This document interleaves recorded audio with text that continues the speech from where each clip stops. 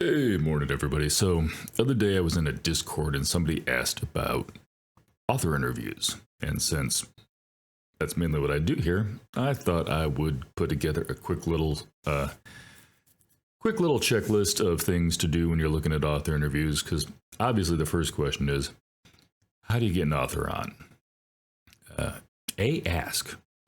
I mean, a lot of people out there don't know what to say. They're afraid to ask, and I don't think there's as many of us fighting for author interviews as we necessarily think. There's a lot of booktube channels that don't do a lot of author interviews, and I do roughly one a month. Sometimes a month gets skipped, but sometimes I get two in a month, and hey, that makes up for it. So, how do you find yourself an author? First of all, check out their websites. Almost every author has a website. Usually they have an About Me page or a contact page.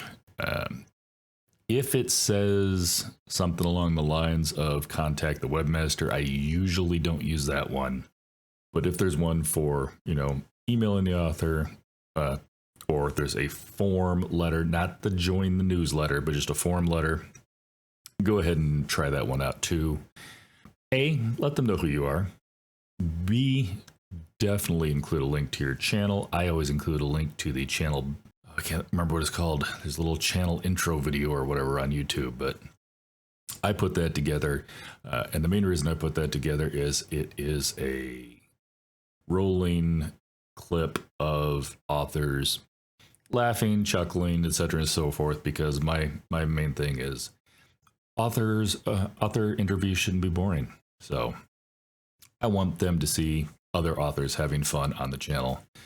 So definitely include both of those. I include both my phone number and my email, just on the outside chance that they need to get a hold of me a different way other than just responding to the email.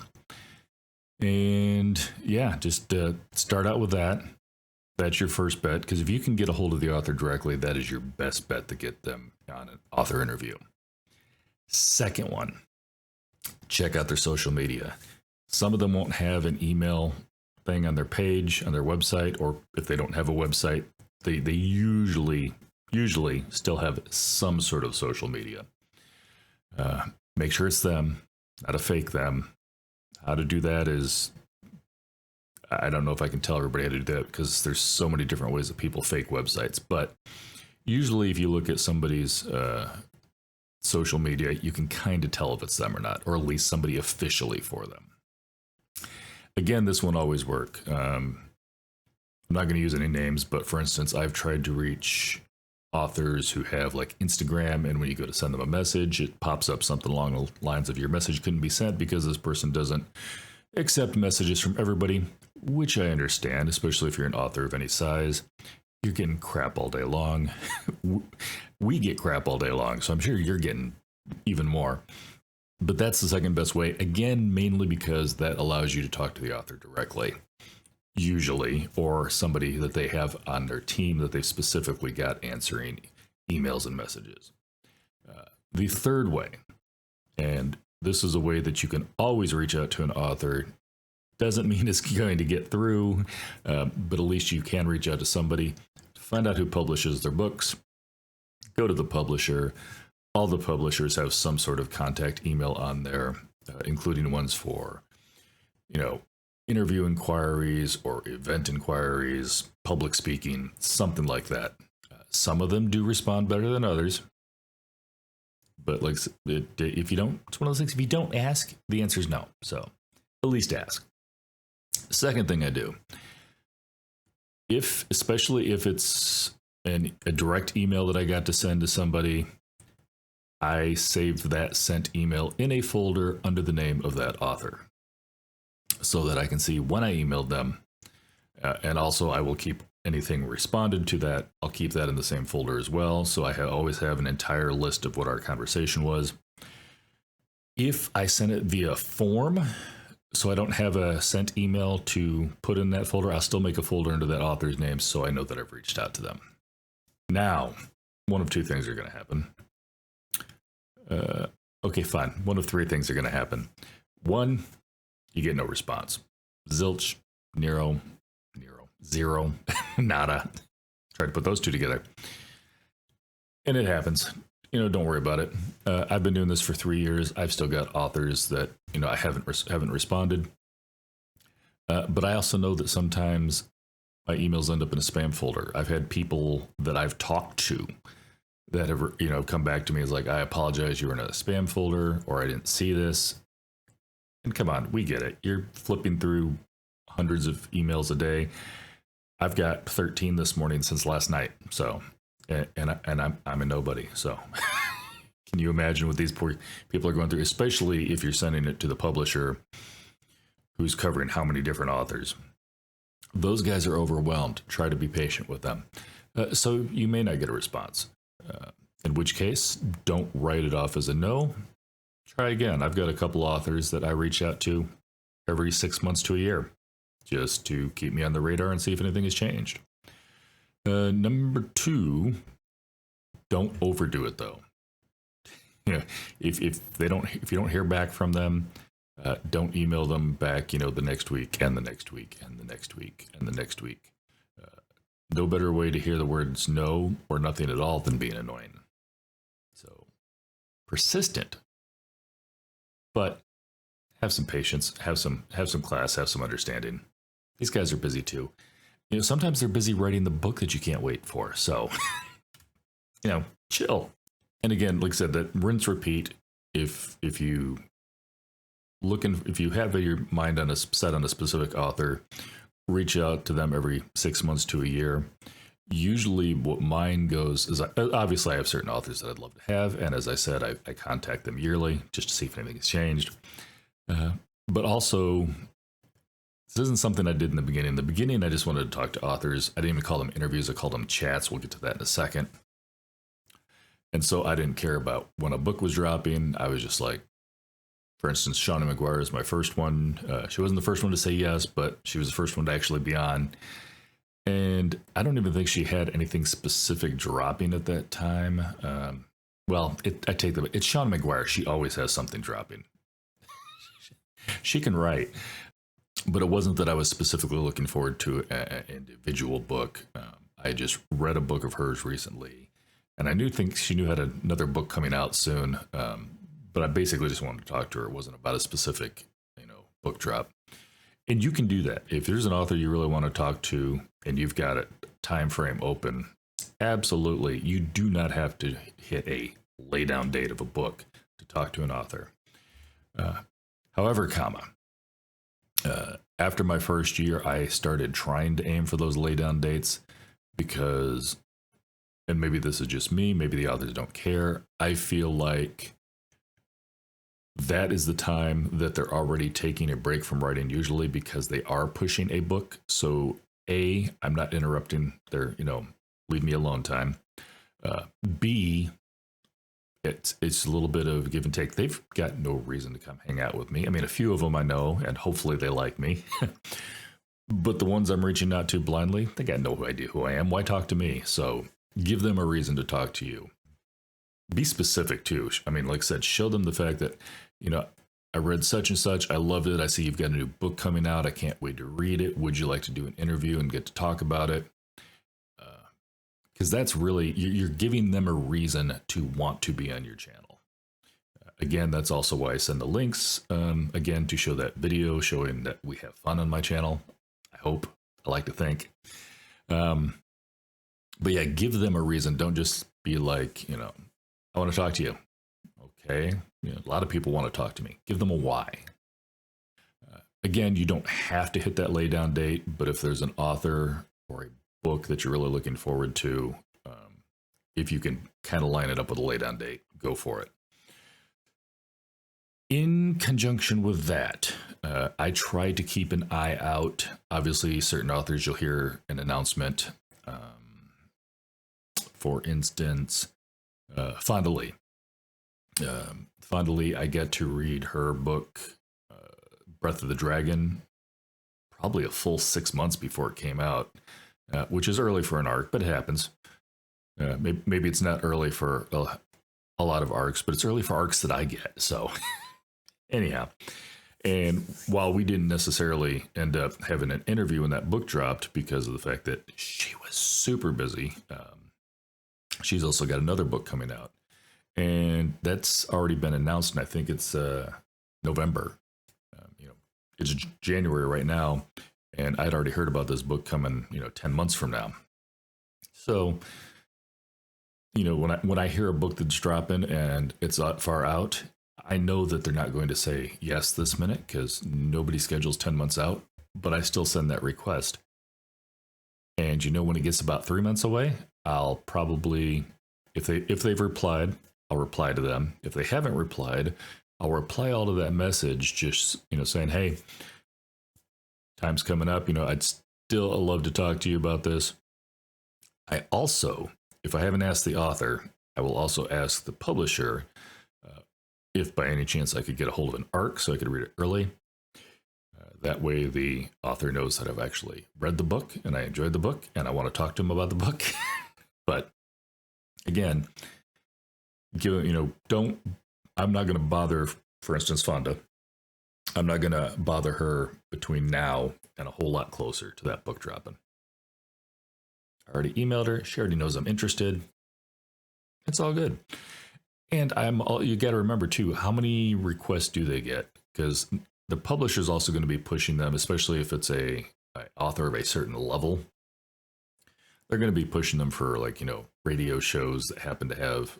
I know our local one it's like really stinking early in the morning, but I know they have a book section on their morning show. I think it's on Wednesdays, like 5 a.m. I don't know who's up. I apologize.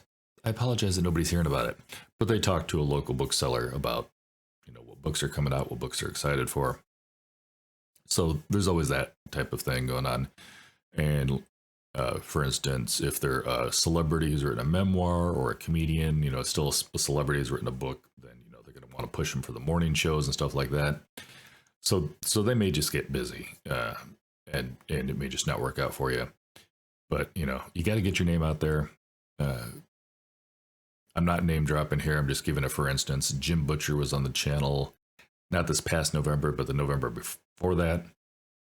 But I'd been trying to get him on the channel since I opened 3 years ago. So it took me 2 years almost to get Jim Butcher on. Because the man was busy, And again, doing one a month, I'm only interviewing at most, 12 authors a year. So there's way more than 12 authors that I want to talk to. So I'm not going to get them all in either. But I do try to do that. And the other reason, by the way, if anybody's wondering why I do one a year or one a month, it's because of the fact that I also want to read that book, do a little background, digging, and I want each author to have the time I think they deserve. If you've ever watched one of these, morning shows, talk to an author, they get like 5 minutes.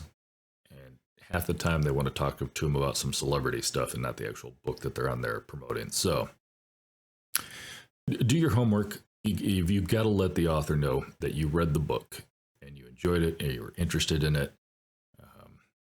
Don't be one of these people who gets somebody on just to get them on and you can't talk at all about the book that they wrote. Which brings us to part 2. Okay, you get yourself an author on. They've agreed to come on. Now, what the heck do you do? What are you going to talk to them about? When I started out, this was just chats. Literally, it was just me and an author going back and forth, talking about stuff, which I enjoyed. And if that's what you're going for, great.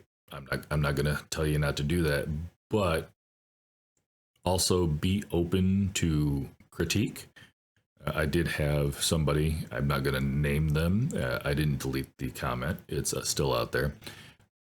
But they mentioned the fact that, I think it was the Martha Wells interview. Again, be open to criticism. In their mind, I wasn't a polished interviewer, which I wasn't. I'm not trained to do this. I just like talking to people. And that they wanted more Martha and less me. And, it's easy to get upset. It's like, I never said this was an interview. It was a chat. I mean, we were just talking back and forth. It was a live stream, so you guys could, hop on and talk. But, of course, not everybody's going to be there for the live stream. They're going to come in later. They're going to see the interview, and they're going to be like, if they weren't for the live stream, the fact that it's just a chat back and forth and they could ask questions doesn't do them any good anymore. They're not going to be able to be there. There is no time stream that they can jump into. So I started actually putting together questions, questions that I wanted to ask specifically and not just banter back and forth, which by default makes a lot less me and a lot more them. But that's what you're all here for. So among that list of questions, I always have some starter questions. I do now normally ask them to say a little bit about themselves, although I'm still more than willing to do that whole, bio intro for somebody if they want me to. Mainly for a couple of reasons. One, I ran across an outdated bio once. The information on the website was not up to date. And two, and I think I can joke about this. I don't think he'll be upset. I was talking to Nat Cassidy, and he's a musician, an actor, and an author. And as I was going through the bio, he's like, "Oh man, you've got my whole bio." So he was thinking that was a little long for an intro. So again, I will do a bio for somebody if they want me to, but usually I just ask them, like, "Hey, on the outside chance somebody hasn't picked up your book before, can you tell them a little bit about yourself?" And then I follow that up with my favorite question, which is, "What is your super villain origin story?" I always ask that of all my prey. I just like the sound of it. Just because I enjoy asking it like that. Anyhow, but basically for an author, it's like, why did you decide to become an author? A lot of people want to write a book. Not everybody does. What pushed you into this career? Or in the case of, oh, hey, I've still got it up there. I just talked to Kelly Bishop a little while ago, this past week, in fact. And, for her, it's, why did you become an actor? A lot of people try to get into acting. Not many people stay in the acting business for decades. So, what was that push to make you actually go out and try for it and get it? And then, I'll ask a few writing related questions, because a lot of people watching author interviews are aspiring writers themselves. I always sneak in a few of those. I always use at least one generic one, like if you're going to give some sort of class or just advice to an aspiring actor in front of you, what would you say? And sometimes I'll try to throw in specific ones. For instance, again, for Kelly, I asked her a couple of questions about, in a memoir, how did you decide to set this up? What you're covering 6 decades of show business in less than 250 pages. How did you decide what ended up on the cutting room floor? Because you're not going to fit, 6 decades of full show business into 250 pages. It just doesn't happen. So, try to be very specific to what they've written. And then we dig into the meat of the actual book itself. This is where you get to ask questions and prove that you actually read the book. Because an author, not every author, wants to do publicity, but they know they kind of have to. But usually they will like talking about their book. Some of them are having a little bit of a difficulty. Try to understand that by the time a book comes out, the author you're talking to is probably knee, if not hip deep, in a book or two after they wrote that book. So you will find authors sometimes like, this book just came out and they don't necessarily remember a specific piece. It's like that was 2 books ago for them. They've already put that away, but now the book's dropping, so they've got to try to remember it all. But yeah, try to give some very specific book questions in there. I usually kind of aim for about an hour. Part of this is going to depend on how long they talk. And I will tell you, every time I do one of these, probably about 20 minutes in, I start thinking there's no way this is going to last much longer. But they'll say something that'll prompt a question, I have a few that are under an hour, but most of them are pretty darn close to that hour. And then I'll have a few where eventually we just have to call it a night because we've been talking for 2 hours and people want to go to sleep. but yeah, those can be some of the funnest ones. But also, yeah, I know most of you are not sitting down for a 2+ hour marathon. So then, after I feel like we've talked about as much of the book as we can talk about without getting into spoiler territory, then I always wrap it up with a few, again, generic questions that I ask everybody. One of them is, and of course, pick your own if you want, but one of them for me is there something in your, a hobby, a skill, or something about you that you wish more people know, so that they talk to you about something besides writing for once. And I always include, and this was because actually I think it was the Elise Stevens brought it up, that she was surprised I didn't ask her a question. I actually know that was it. The special skill is why I asked that question, but it's also why I asked the question: is there anything that you thought I was going to ask, or just something that you wanted to talk about that I didn't bring up?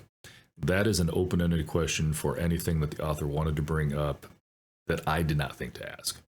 Always throw that one out there. Sometimes it's a no. In fact, quite often it's no. By some people, they're like, I don't come in expecting anything specific, or there wasn't anything in particular that I wanted to talk about that we didn't already cover, which is fine. But I like to leave that open so that if they did have something they wanted to talk about, even if it's just something near and dear to their heart, this is their time to get it out. And then, of course, being a booktube channel, I always ask them what they're reading and to shout out a independent bookstore, or at least a brick and mortar bookstore. Somebody wants to shout out their local Barnes and Noble because they gave them their first author event. I got no problem with that either. But yeah, just kind of go in with some questions. I like the generic questions because those are the ones I'm going to have every interview. And also those are the ones that are going to fill up some time. Because again, you can only ask so many specific book questions without touching on spoilers. And I never want to spoil a book, especially when we are usually doing our interviews on or even before the laydown date. So not everybody's read the book yet. Not everybody gets an arc. So anyhow, that's it. So I think that's most of it. Like I said, if there's somebody that you really want to talk to and you haven't gotten a response, again, that's why I keep that folder. I go in there. When's the last time I emailed them? If I've gotten no response, then I'll wait and make sure I get to at least that 6-month mark I asked for. I start with. I won't say who the author is, but there's at least one author where I just emailed them like every year. It's like, time for my annual attempt to get you on my channel. And again, as long as you're not being obstinate about it or bugging them every month, they're cool with that usually. But yeah, just go into it with no expectations. Be happy for anybody who decides they want to be on your channel. I just finished uploading to Apple Podcasts. It's on YouTube. It's also on Apple Podcasts. And I'm slowly putting it on Spotify. My 27th interview. And only one of those was a repeat. Jen Lyons has been on twice. Everybody else, it's been one-offs. And it's hard to believe in 3 years I've done 27 of them. And yeah, I know that doesn't equate to one a month, but my first year, more people were saying yes than I was expecting. So I think I had a couple of months where I'd done like 2 a month, and I was starting to feel a little overwhelmed, and I kind of took a break a little bit. And then, of course, I usually don't bug anybody over the holidays, which is funny because I think the last 2 Decembers I've actually had somebody on, even though I try not to schedule anybody for Decembers. And yet it always seems to turn out that way. Anyhow. Okay.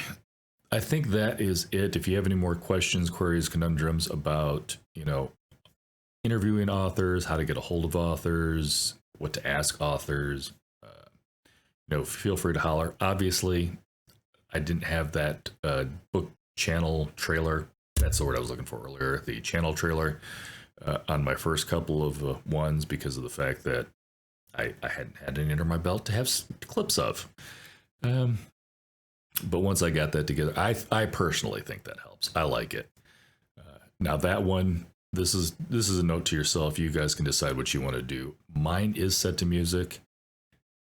It doesn't have a copyright strike against it in the fact that it's a strike against me, but it does have a copyright claim on it. So if this channel ever does get monetized, I can't make any money off people who get ads while watching that. But it's a channel trailer. It's a couple minutes long. It wasn't going to be making me a great deal of money anyhow. I've only had a couple of ones. I've also got the book review for November Girl that's set to music because I just couldn't help myself. It was so appropriate. And again, I'm not monetized, so. But if it's something you're worried about, avoid the music. I understand. It's just something I did for fun. And I obviously don't do it on all of them, and I certainly don't do it behind my author interviews. There's no music going on in the background. So again, if you have any questions you still want to, or you didn't think I answered down here, or you still want to know the answers to, oh, that was the other thing I was going to say. One other thing to think about, I, for instance, with the exception of the Kelly Bishop interview and the Scott Guild interview, because that was happening locally at a bookstore and I just recorded it, I had permission. I've always done live streams. I enjoy those because of the fact that sometimes audience participation is fun and people, ask questions that you may not have thought of. But I also understand the people who don't do it. I talked to one booktuber who mentions that they never do that because they don't want to have to worry about chat when they're talking to an actual author. They enjoy talking to chat, for live streams and talking to other tubers and stuff like that sometimes. But when an author's on, they just want to focus on that author. I'm not saying one way's wrong or right. I'm just saying it's something to think about if you want to do the live stream. Just know that especially on your first few live streams, you may not have a huge audience unless that author brings them with them. I think, in fact, two of my biggest audiences were probably my first two author interviews. So make sure if you're going to do a live stream that your author knows it's a live stream. I've always thought that I made that specific, but I do know that I had at least one author on where they did not realize it was a live stream, so they hadn't publicized it beforehand. And of course, I'm a relatively small channel. I got 10,000 subscribers, almost 10,000 subscribers. Let's not get ahead of the game. So there are some people that just come to see when I'm on, but especially early on, nobody was coming to see me. They were coming to see a specific author. So if you want to do live stream, make sure that they understand that, because a lot of your audience is going to be following that author. They're not going to be following you. You get to a certain size, you're going to have a few people that are going to be there every time you're on live just for the fun of it. But yeah, the other question, of course, is this is on YouTube. I started out on Twitch, so I still multi-stream to Twitch now that that's okay.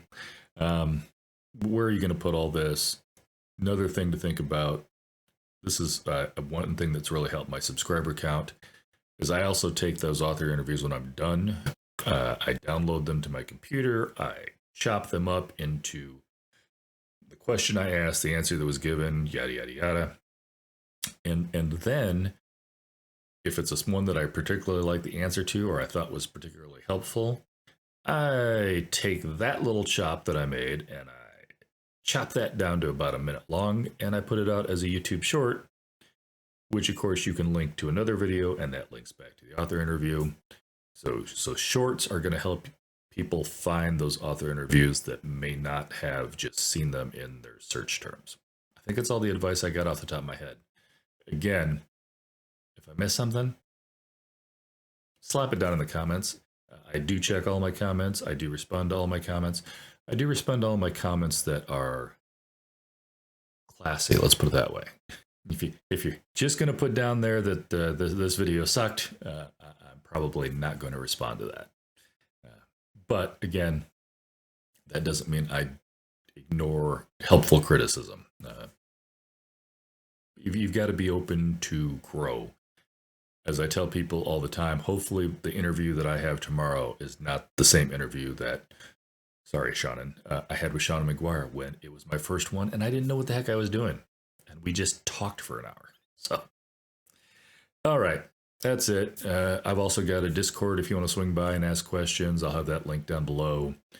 I've got a website where you can see who's coming up and when.